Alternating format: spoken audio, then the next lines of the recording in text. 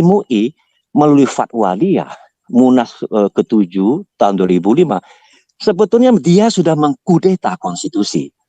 Kalau mau ngomong secara hukum tata negara, saya juga bingung, banyak profesor tata negara kayak Yusril. Yusril orang Masumi. Yusril orang Masumi. Kakeknya Gus Dur di Masumi terpental, maka dirikan NU kan. Nah, NU sendiri kan pecahan dari Muhammadiyah 1912, 10 tahun kemudian begitu dia dua-dua kayak Ahmad Dahlan sama Hashim Asy'ari ke Mekah nimba ilmu, di situ mereka terjadi beda pandangan secara tajam kan begitu. Makanya waktu puasa Lebaran kan mereka beda ya. Ya kan. Nah, tidak pernah mau dijelaskan ke pengikutnya. Wakil Ketua Dewan Masjid Indonesia mengatakan lebih dari 65% umat Islam itu buta huruf Al-Quran, jadi cuma hafal tok, nggak ngerti artinya. Itu Wakil Ketua Dewan Masjid, coba searching di Google. Nah, kalau kita mau counter back, Yusuf Kala ngomong, kenapa dia rasisme lagi? Iya kan? Mengumumkan kalau di Singapura udah ditangkap. Segregasi. Ya kan? 4,5% orang Tionghoa menguasai lebih dari 50% ekonomi Indonesia. Siapa suruh dulu cuma kerjanya hafal kitab suci? Terutama saat ini MUI, kita harus ingat ya, dasar pendirian MUI sebenarnya dari rezim Orde Baru untuk counter kepada Muslimnya sebetulnya. Namun itu dijadikan kendaraan politik pada akhirnya saat ini, seperti saat ini secara reformasi segala lini mereka masuk, yang mereka yang mau mendirikan sebenarnya dia menuduh Panji Gumilang NII, padahal Panji Gumilang, Syekh Panji Gumilang melalui Ajat itu sebenarnya deradikalisasi melalui presmen oleh Presiden Habibie. Nah, karena melalui Jenderal Hendro Priyono sebenarnya itu kontra intelijen untuk menjinakkan NII katanya. Tapi ini politik negara sebenarnya, politik TNI. Sebetulnya. Nah, ini negara yang masuk. Syekh Panji Gumilang adalah agen dari pemerintah, resmi agen pemerintah RI itu sebetulnya. Nah, sekarang Wapres, lihat ya, Wapres, lihat teman-teman di dalam forum ini coba dengar ulang di YouTube sambutan Wapres pada milad ulang tahun ke-48 Majelis Ulama Indonesia. Itu jelas sekali, mungkin karena dia sudah merasa dia menguasai skala lini, dia keceplosan bahwa negara itu seperti tunduk, Republik Indonesia tunduk kepada apa maunya Majelis Ulama. Peradaban sekarang, maka ditolak oleh Buya Sakur. Buya Sakur tuh kuliah di beberapa negara. Dia ambil ilmu tafsir itu juga kalau nggak salah di Mesir, kemudian ke Tunisia juga. Dia melihat bagaimana kitab-kitab itu ditafsir, hadis itu ditafsir ulang sesuai dengan zamannya. Nah, kelompok MUI tidak. Kelompok MUI menjadikan kendaraan tunggangan jadi politik.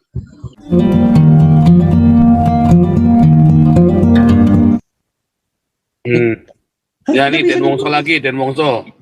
Yes, terima kasih Pak Pastor ya, Paul. biar muter terus nih. Iya. Terima kasih Pak Wongso. Adaptasi. Yes, Pak Teddy ya, mantap. Saya pernah ikut seminar di pada saat AM Fatwa belum meninggal ya. Dia memperingati 100 tahun Syarifuddin Prawira Negara, di mana memang dia muslim, dia orang Padang. Ya dia mungkin Muhammadiyah lah. Namun dia juga salah satu pentolannya Partai Komunis Indonesia. Nah, disitulah benturan ideologi. Jadi saya kira intrik politik zaman dahulu, zaman pada saat Bung Karno, itu mereka juga dijebloskan, dihabisin. Sampai dia sendiri presiden kedua setelah Bung Karno dan tidak tercatat dalam negara, tidak dalam arsip negara, tidak diakui istilahnya. Nah ini saya kira hal-hal yang kelihatan seperti disepelekan, tapi ini sangat penting. Jadi ada hal yang dilupakan dalam sejarah.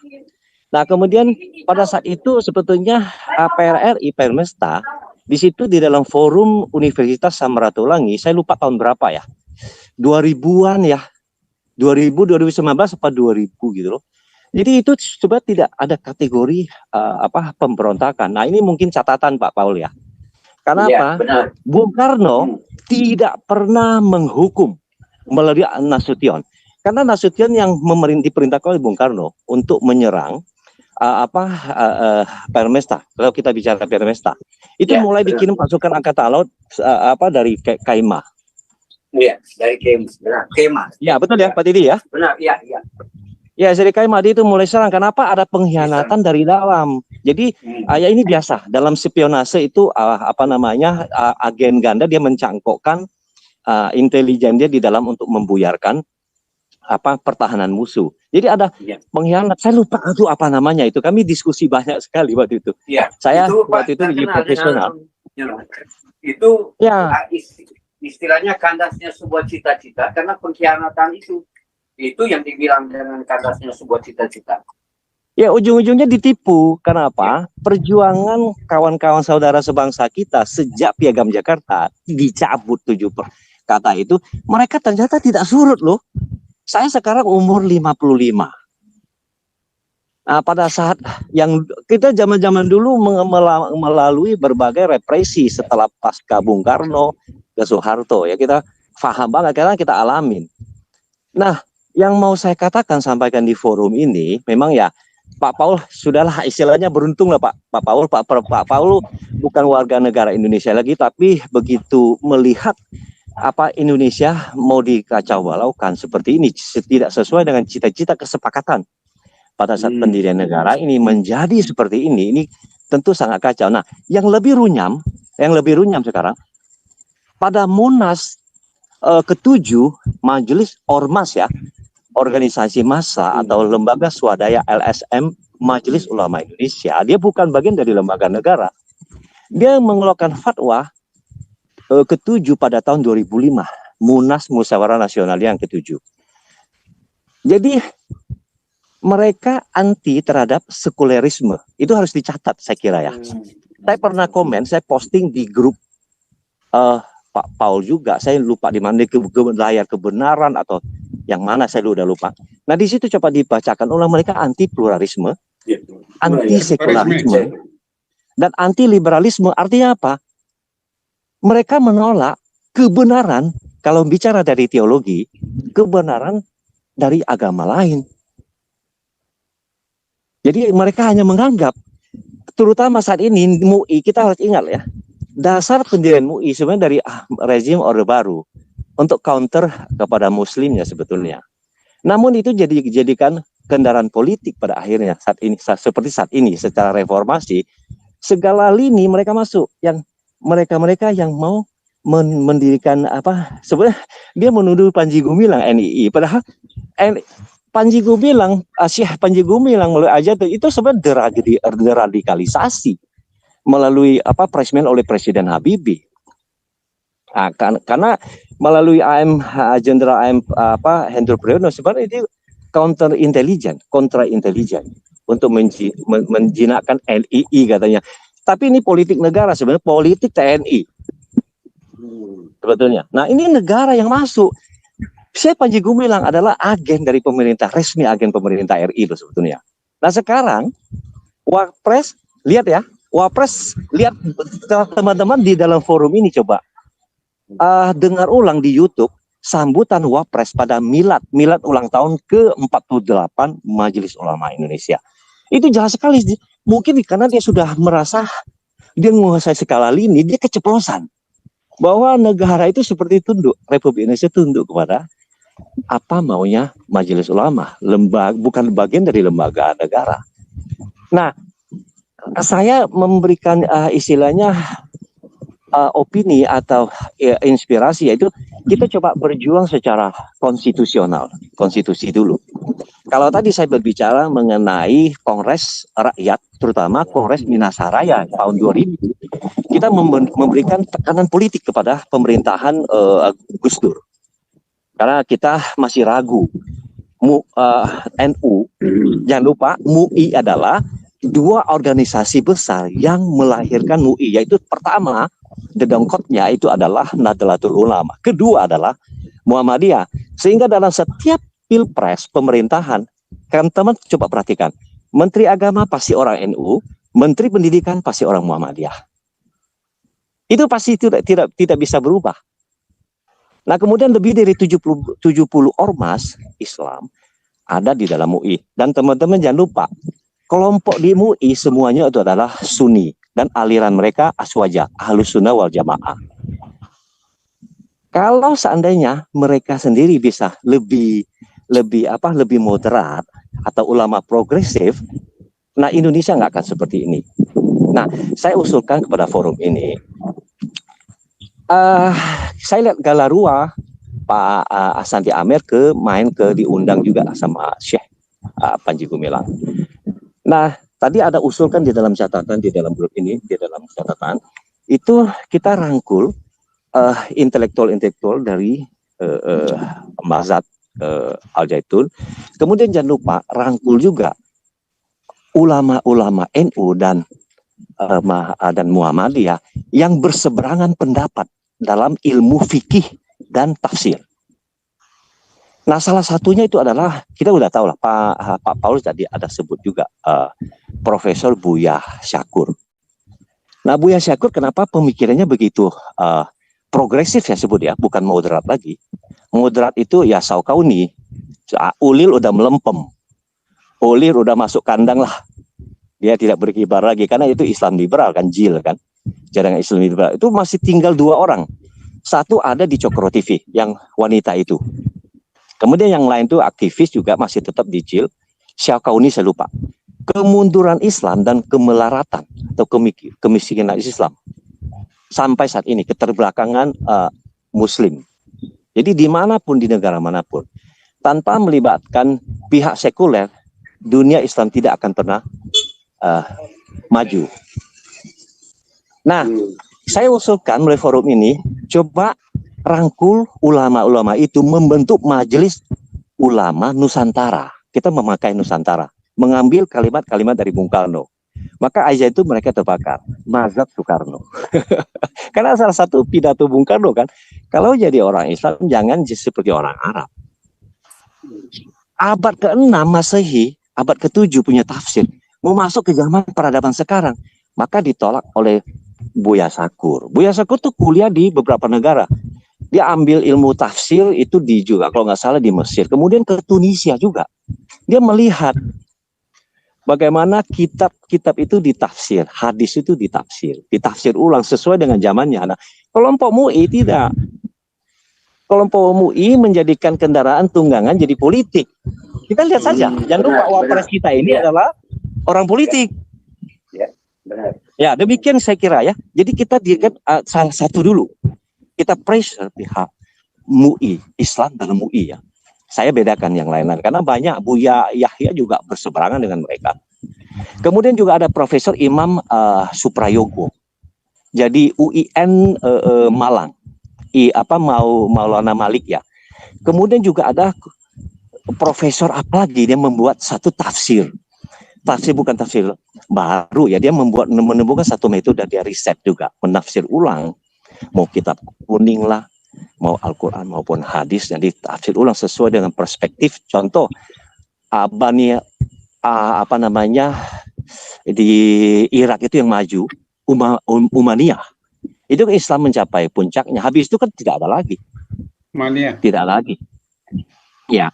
Nah, kemudian bentuk motivasi kaum yang progresif untuk counter back ke yang konservatif, sehingga ada perlawanan tafsir. Nah, saya kira ini babak akan seru pada saat pengadilan. Nah, kecuali mereka kondisikan seperti Ahok ya, saksi tidak ada di lokasi tapi bisa jadi saksi, itu hancur.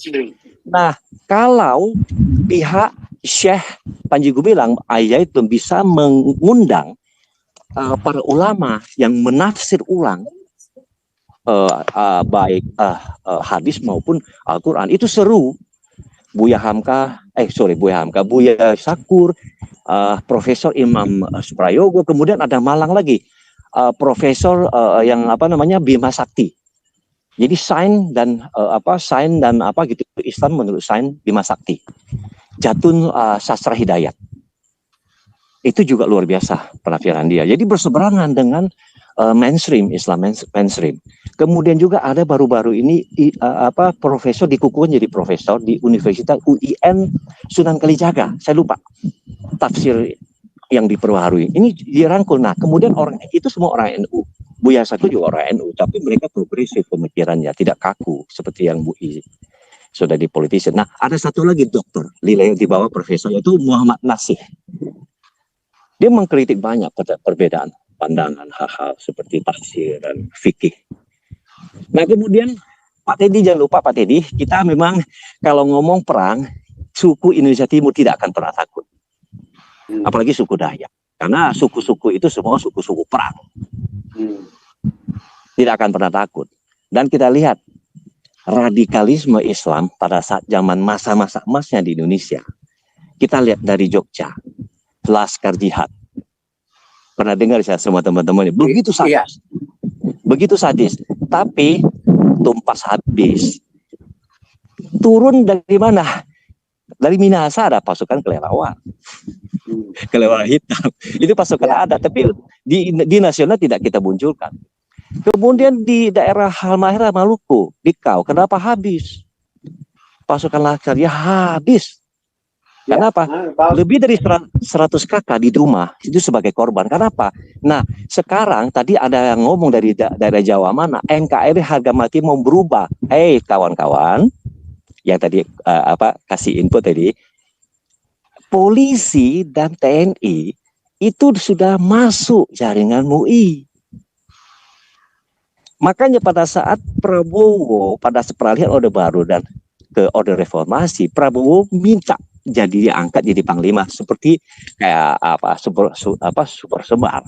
Habibie nggak kasih Pak Habibie, iya kan? Makanya keluar langsung panglima ABRI saat itu belum TNI, Pak Wiranto langsung membuat siaran pers tidak berkutik, lu kostrat. Iya kan, mau seolah-olah mau berperan jadi mertuanya. Jadi itu ada 2 blok. Termasuk Jenderal Kenny, saya juga sempat juga ketemu Jenderal Kenny 2. Dia gagal. Jenderal Kenny Karupan, Pak Teddy. Iya tahu Pak. Masih beliau Prabowo. Iya, beliau itu ahli strategi Prabowo.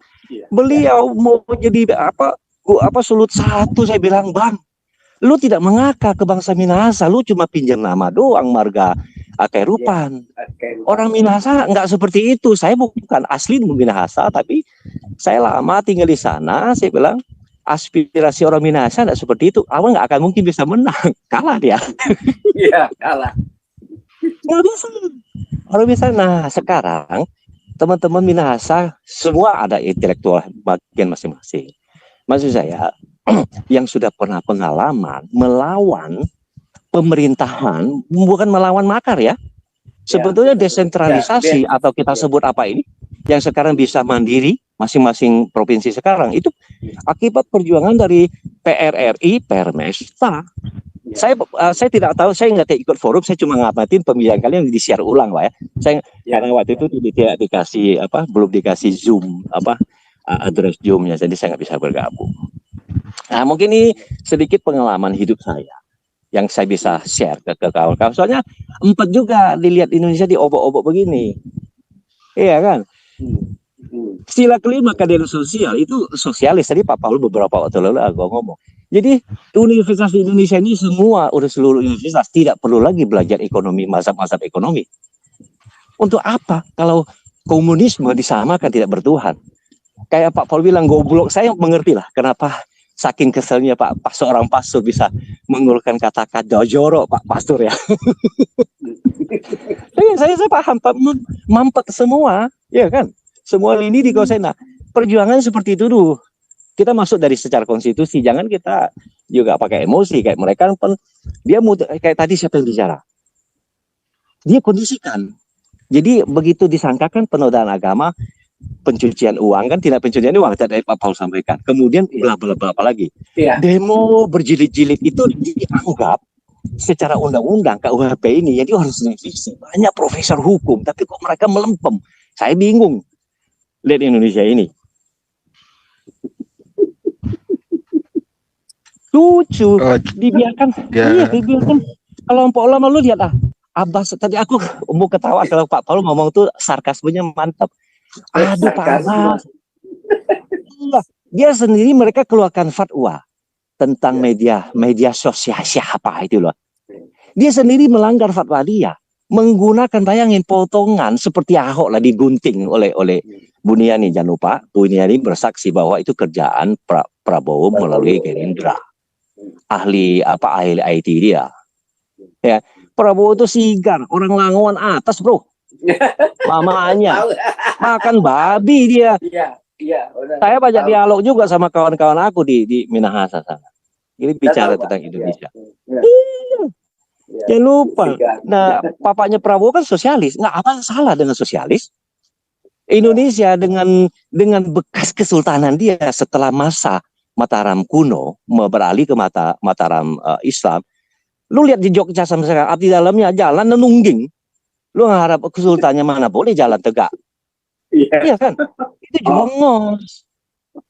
Kalau kita belum ngomong kitab suci loh, saya nggak mau kena delik ya. Kita jangan sampai kena delik ya.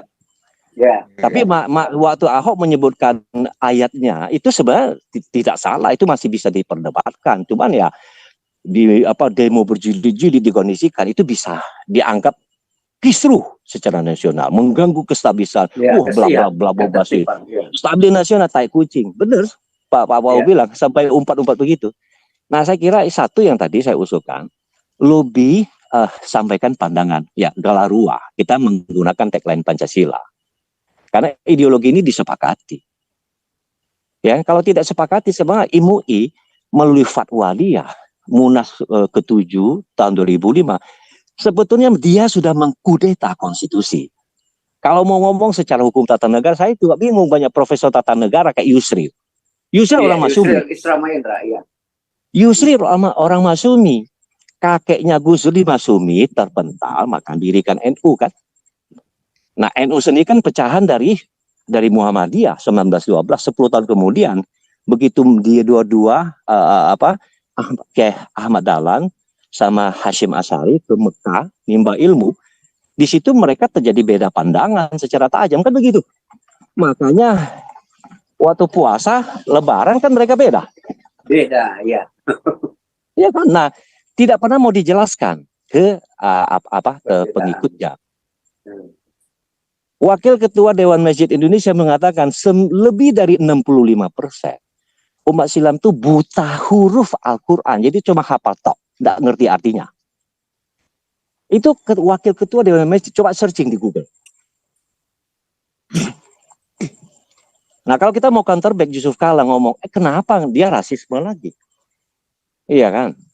Mengumumkan kalau di Singapura udah ditangkap. Segregasi.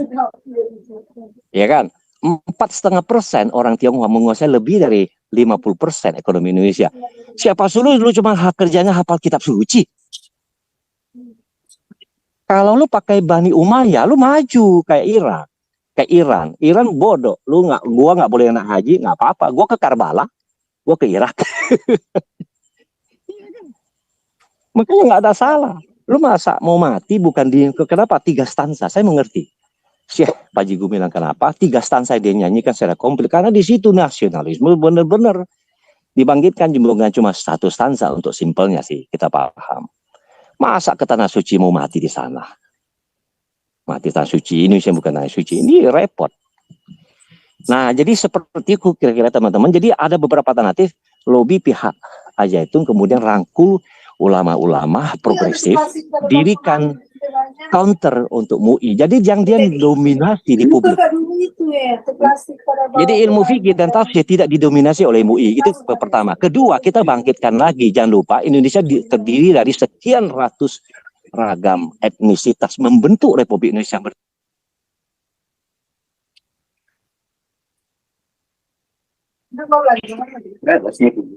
Dia putus suara. Putus, Pak. Putus ya. Kita mau mudah-mudahan orang pasoknya nggak dengar. Kalau orang pasok dengar, no. Oh, marah sekali orang itu. Ya. Bung Teddy, iya kita Baloga juga kok. Kita Baloga. Iya dong kalau Tompaso. Iya kalau sudah dapat tahu bahaya ini kalau Tompaso, marah orang itu. Lipa itu udah baku lipa. Cuma jeleknya Oh, baku. saya, Pak. Yo, baku Peristiwa bage. yang paling heboh itu kan 14 Maret. Iya. 14 Februari. 14 Februari Ya. itu. Kalau bukan pasok turun nyak mau kelar tuh cerita. Oh, Yo, Itu. Tondano kan. Makanya beberapa waktu Dari lalu kan pasok pernah turun. beberapa waktu lalu Belanda kelabakan waktu zaman-zaman pergerakan. Kemudian Kiai Mojo kuburannya nggak ada di Jawa. Tangan kanannya Pangeran Diponegoro. Itu rasisnya luar biasa. Ditangkap sama pendekar Minahasa, ya bisa tangkap mereka. Maka di situ di lokalisasi. Halo, ada yang masih dengar suara saya? Ada lanjut. Itu di Tondano, bro. Jadi di Tondano kalau kita belajar, kalau kita sedikit perluas wawasan ke sejarahan, itu Belanda kewalahan kirim orang Minahasa, tangkap, termasuk menjebak Pangeran Diponegoro. Nah, kemudian yang pembantai genosida suku Batak. Sorry kalau kan orang Batak. Itu di Peneleng saya juga mengunjungi, saya suka sejarah. Karena sejarah membentuk sebuah negara itu kan ada jejak-jejak. Gitu. Termasuk yang disebut Nabi, selama dia manusia, istilahnya kayak Haji Zainuddin MZ, kalau walaupun dia seorang ustadz, kayak kalau dia berak masih keluar kuning, dia tidak terlepas dari kesalahan. Jadi jangan 100% juga percaya kepada mereka. Kayaknya di almarhum itu ngomong. Nah, Tuanku Imam Bonjol ya ditangkap sama orang Minahasa. Bukan saya melebih-lebihkan bangsa Minahasa, tapi fakta sejarah seperti itu. Dan suku-suku bangsa lain termasuk Mentawai. Nah, itu Mentawai yang dibahas oleh Galarua itu juga gila itu. Iya. Mana ada? Lu tahun berapa? Iya. Lu zaman kapan itu Islam masuk Indonesia, dan di Padang bisa menguasai menggunakan landasan kitab suci Islam yang untuk jadi landasan hukum, nggak bisa. Suku Mentawai salah satu suku yang suku penduduk asli yang di sana, sama seperti suku Dayak. Nah, saya kira ya gerakan yang pertama dari Majelis Ulama Nusantara, pertama rangkul ulama progresif, kedua yaitu kongres rakyat. Dari kongres rakyat itu menyampaikan petisi, kita mulai dari DPRD karena itu saluran demokrasinya.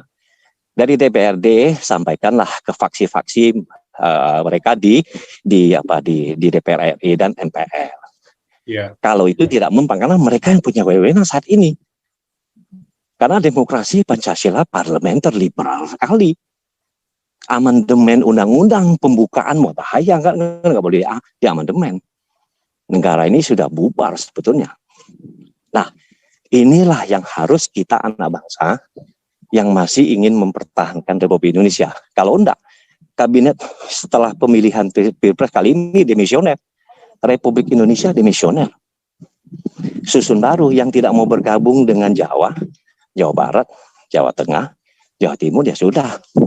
Bisa baik-baik, kayak orang bercerai. Bisa baik-baik.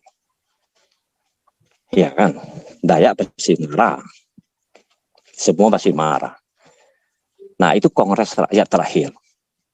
Nah, setelah rangkul kedua, bentuk lagi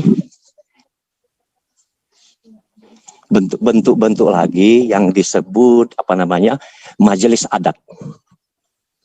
Dari majelis adat sesuai etnis dan suku. Itu kita ajukan petisi ke MPR DPR. Nah, langkah ketiga terakhir baru pressure pemerintah pusat dengan kongres rakyat, itu sah. Secara konstitusi itu sah. Kita tidak melanggar pasar makar. Karena pasar makar sekarang tidak ada. Nah, 3 poin saya yang pengen saya sampaikan ke teman-teman di forum ini, supaya kita bergerak secara sistematis dan simultan sesuai dengan kaidah demokrasi yang kita anut sekarang. Supaya kita tidak dicap ekstremis juga untuk melawan mereka. Ini kira-kira. Oke, baik. Selamat malam. Galarua, Pak Santi Amir. Saya ada chat secara pribadi beberapa minggu lalu. Saya ada capture. Coba nanti kita bisa ngobrol di Kopi Darat ya. Ya, Mas Adi Amir, ya. lanjut. Oke, Ya, Bongso. thank you ya. Selamat malam semuanya. Santi Amal, silakan komentari atau Pak Teddy atau Pak Andi. Avinu Amerika. Shalom Elohim. Shalom, shalom, Bongso, Pak aku dan habis Wongso. ngaji, Silakan.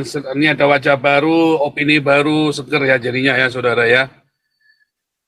Lanjut nih, siapa nih? Kasih komentar lagi nih. Andi Wongso lagi. Andi Wongjowo. Silakan. Kau bilang kau menang debat lawan domba yang sesat. Kau bilang banyak yang tobat